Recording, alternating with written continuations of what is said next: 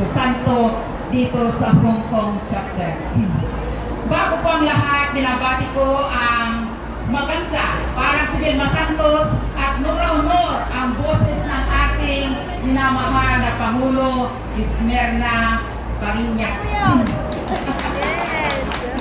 At ganun din ang ating mga kapatid from Macau, 1, 2, 3. Sila po ay kasama natin noon, ngayon at bukas. Palakpakan po natin sila. And nevertheless, ang mga bisita natin galing Pilipinas na siyang patungo dito para lang makipagsaya sa araw na ito ng ika-23 anniversary ng Hong Kong chapter. Palakpakan po natin sila. At bago ako magpatuloy mga kapatid, alam natin na chapter ay galing talaga sa tatlong ermana natin. Alam nyo, sa araw na ito mga kapatid, ito ang pinakamahalaga. Kumbaga sa tao, ang birthday niya ay walang kaagaw. Ganon din ang Hong Kong chapter. Kanya ito, atin ito. Kaya pinagdidiwang natin ang Hong Kong chapter ngayon sa araw na ito. Alam nyo mga kapatid, nung nakita ko yung pangalan ko bilang magbigay ng anniversary message, naalala ko lahat yung mga hirap namin mga kapatid mong araw. At hindi ko talaga kalain na umabot na tayo ng 23 years sa pagtatayo nito. Magkaroon lang tayo ng pangalan. Hindi lingid sa inyo na talagang kung manindigan ang isang talaga, ay talagang nagkakatalo kami kung kami ay nagmi-meeting noon. Pero ganun pa man, sa pagkakaroon ng pagtatalo na yon, na isa sa katuparan ng maganda ang bunga ng pagmi-meeting na yon. Kaya ngayon mga kapatid, palakpakan po natin dahil mula nung araw wala tayong pangalan, ngayon may pangalan na tayo at kasama na sa General Center bilang Foreign Transient Region ng Hong Kong chapter. At siguro naman mga kapatid, kayong mga taga-Macau, huwag nyo nang hangarin kasi sinukot na namin kayo. Kumbaga, tayong lahat pinagsama-sama ng Diyos para pagtipunin tayo dito sa Hong Kong para itayo natin ang gawain ng isang espiritista. Hindi lang po kasi ang Pilipinas na may espiritista, gaya rin dito sa Hong Kong, kung naniniwala kayo na ang Diyos ng Pilipinas, ng mga espiritista doon, ay Diyos din ng Espiritu dito sa Hong Kong at Diyos din sa lahat ng mga nananampalataya kay Jesucristo. Kung may Diyos noon mga kapatid, naniniwala ba kayo na may Diyos ngayon? Naniniwala ba kayo na may Diyos pa bukas mga kapatid? Bakit napakahina? Naniniwala ba kayo? Ay, galing-galing nyo talaga. Nasa 100% ang dugo nyo ngayon. High blood.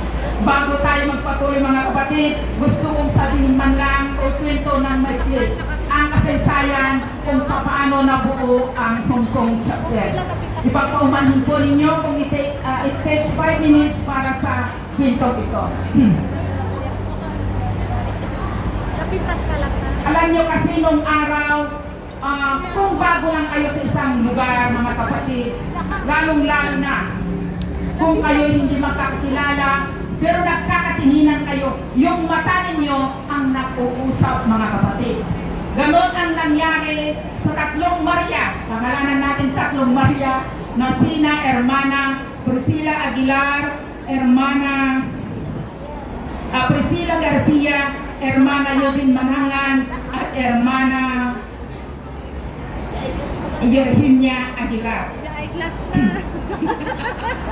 Ito kasi mahirap nalimutan ko. Noong 1979, mga kapatid, sila ay nagtipon-tipon. Sino ang ipinanganak na noong 1979?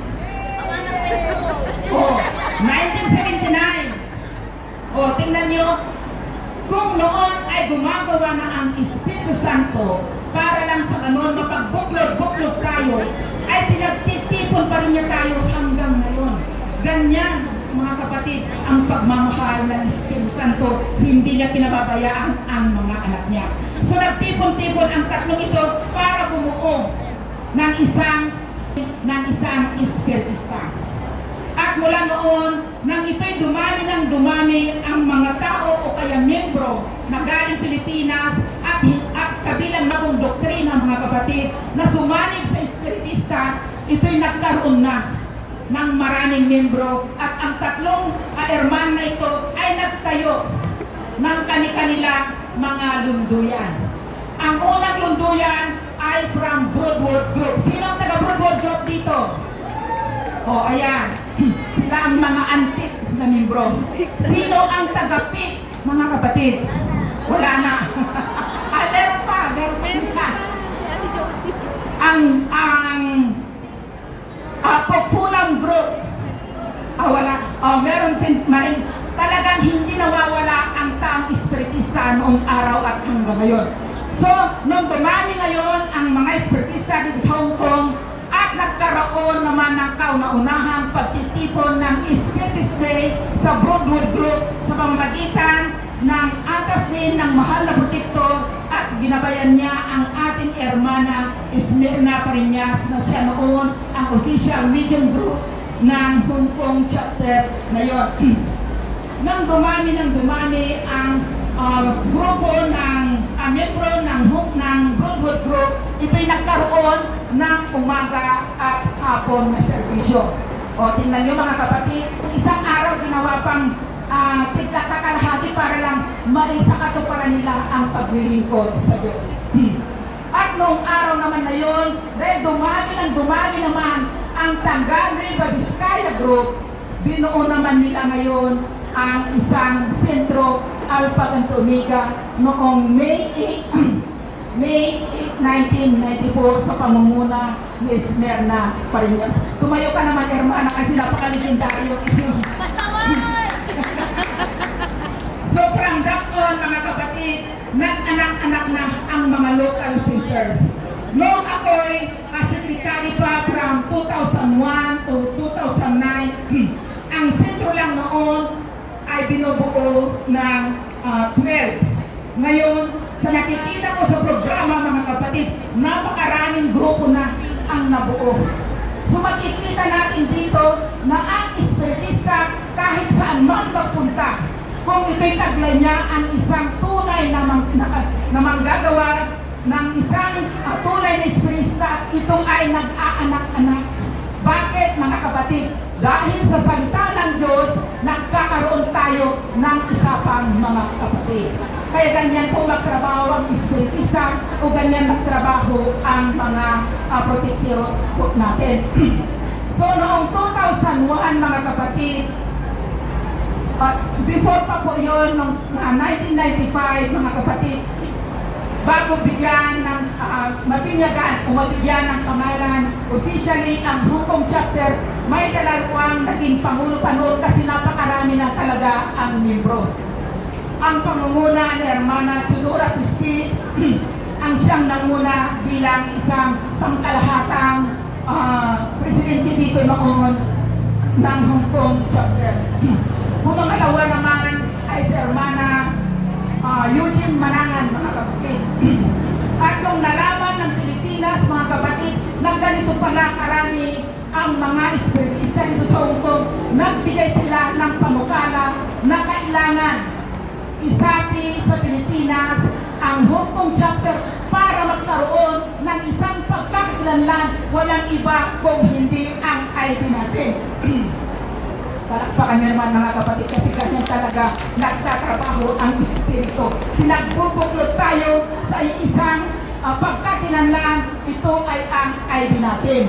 Hindi tayo pwedeng gumawa ng ID dito sa Hong Kong bilang isang independent body, kundi tayo sumailalim sa pamamagitan ng mahigpit na supervision ng Mother Union natin. Ang ID natin, mga kapatid, sorry.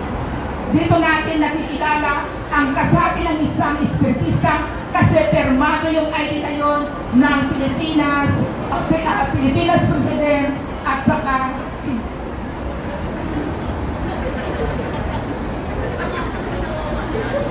Salamat. sorry, naubusan na ng liquid.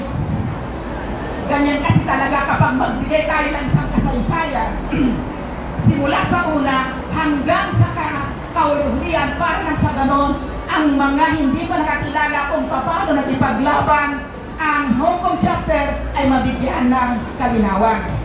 So noong nalaman ng Mother Center na ganito karami, binigyan nila tayo ng pagkakataon na isapin natin ang Hong Kong chapter para mabigyan ng ito'y pribilehiyo na magkaroon o maging kasabi ng anak ng union ng Mother Center. Yun ay 2001. Ngayon nagtipon-tipon ang mga Direktor General ng Pilipinas at inaprubahan nila na magkaroon tayo ng pangalan. Ito ay naprubahan noong September 8, 2002. Ang makakasagot sa tanong ko na ito ay siya talagang espiritista. Anong date na yun? O, anong date na yun? O, anong date noong naprubahan ang pangalan natin? O, ibig sabihin, September 8, 2002 at September 8, 2024, siya ay ilang taon?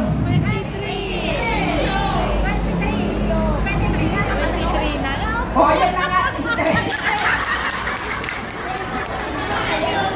Nalilito kayo, no?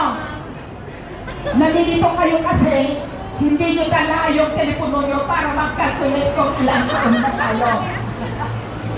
Kasi halata, kapag nagsasalita ang isang tao, lalo na kung hindi mo maintindihan yung tinatapik niya, napapansin ko, nagdadasal na kayo to. Ang ibig sabihin ng tinitingnan Ang cellphone. cellphone. Dahil kayo ay nakatingin sa akin, Interesado. kayo ay buhay. Interesado. Naintindihan nyo, yun nga lang, hindi nyo lang talaga maligas o kaya masabi kung ilang taon na tayo. Kasi mahirap kasi basahin kasi 23rd by alpha. Samantalang pag tinignan mo yun, 23, napakadaling tingnan. So, to close my long speech mga kapatid, ang naging at nagiging tatay natin dito sa Hong Kong chapter Foreign Transit Region, walang iba kundi si Hermano Rupert Orgil, pumapangalawa si Hermana Adoracion Velasco at sinundan ni Hermano Noel Gomez ng habang taon from 2001 Legendary.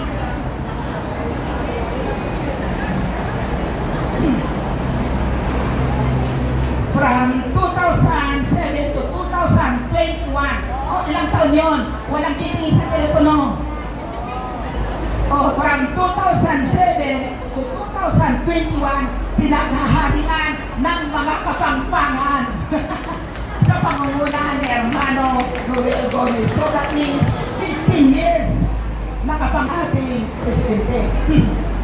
Ang sumunod doon ay si Hermano Jojo Onyas from Pangasinan. At ang ating incumbent president ngayon na siyang gumawa ulat bigay daan sa 5 taon na hindi tayo nagkakasama-sama dito sa Hong Kong.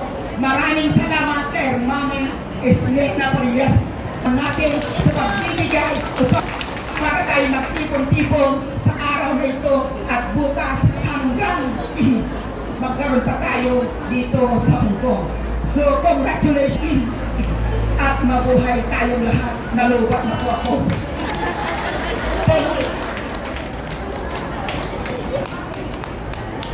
Thank you, Hermana Elena. Ayan kasi sabi ko, short message. Pero thank you po sa anniversary message na ibinigay mo sa amin. Kanina nagulat ako, 1979, sabi niya, naku, mag-uumpisang magbibilang pa to. Anyway,